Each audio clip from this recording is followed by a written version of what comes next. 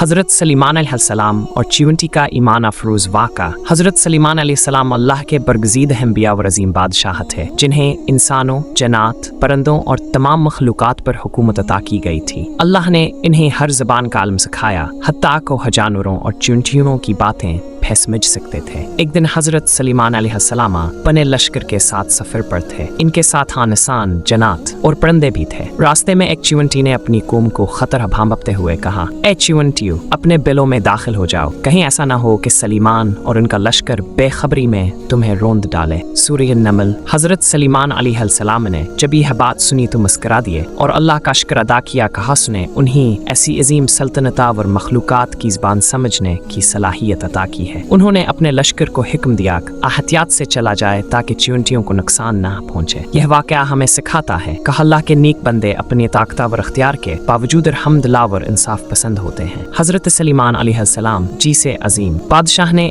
एक मामूली चूंटी के एहसासात का भी ख्याल रखा, जो हमें शफ़क़त, इंसाफ और अल्लाह की नेमतों पर शुक्रगुजारी का दर्स देता है।